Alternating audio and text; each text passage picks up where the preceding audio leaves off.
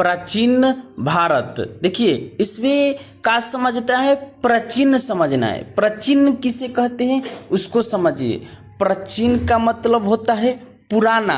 कोई भी वस्तु आप मान लीजिए मार्केट गए, खरीद कर लाए, रख दिए और कुछ दिन बाद उसको निकालिएगा तो वो क्या बोलिएगा, ये पुराना हो गया, ये वस्तुएं पुरानी हो गई, उसी को क्या कहते हैं, प्राचीन। अब देखिए प्राचीन भारत को समझना है, यानी पहले भारत में क्या हुआ है, कैसे हुआ है, उसी को हम क्या कहेंगे, प्राचीन। अभी की बात नहीं की जा रही है, पहले की बात की जा रही है, उसी को क्या कहेंगे, प्राचीन भारत। अब यहाँ से देखिए प्राचीन भारतीय इतिहास के स्रोत, मेन का है स्रोत को समझना है। स्रोत किसे कहते हैं, देखिए जब तक से आप छोटी छोटी बातों को, छोटी छोटी पॉइंटों को नहीं समझ पाइएगा ना, तो आप सब्जेक्ट को नहीं समझिएगा। पहले इसमें क्या है, स्रोत।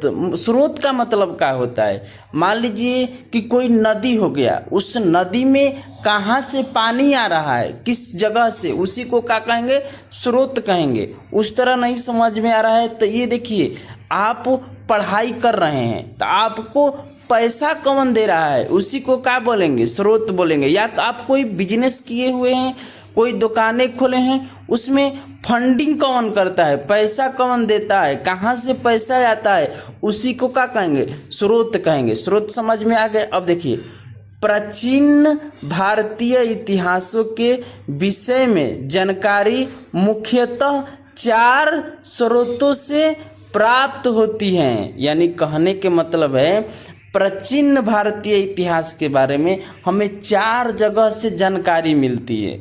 पहला का है धर्म ग्रंथ, ध्यान से देखिए, पहला का है धर्म ग्रंथ है, यानी कहने का मतलब है वेदों से हमें जानकारी प्राप्त होती है कि प्राचीन भारत में क्या हुआ था, कैसे हुआ था, कहाँ से पहला प्राप्त होता है, प्राचीन भारत। दूसरा ऐतिहासिक ग्रंथ, मान लीजिए कोई यहाँ के लोग थे, वो अपने हिसाब से भारत के बारे में जो लिख दिए, जो लिख कर रख दिए, उसी को क्या कहेंगे, ऐतिहासिक ग्रंथ कहेंगे।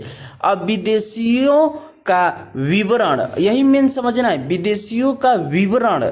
मान लीजिए कोई यहाँ घूमने आया, कहीं अलग देशों से घूमने आया, वो अपने हिसाब से लिखे, और वो लिखे तो जाके अपने जहाँ रहते हैं वहाँ बताएं कि देखो यहाँ वहाँ इस तरह के लोग हैं, इस तरह को, उसी को क्या कहते हैं, विदेशियों का विवरण। यानी वे अपने से किसी चीज़ को व्यक्त किए, समझ गए, विदेशियों का विवरण।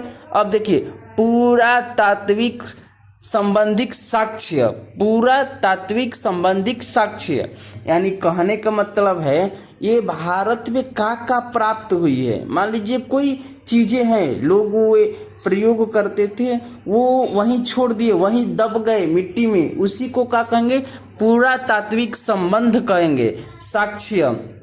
समझ गए इतना। अब यहाँ देखिए धर्म ग्रंथों एवं ऐतिहासिक ग्रंथों से मिलने वाली महत्वपूर्ण जानकारी, यानी कहने के मतलब है धर्म ग्रंथों एवं ऐतिहासिक ग्रंथ से मिलने वाली कुछ महत्वपूर्ण जानकारी के बारे में समझेंगे।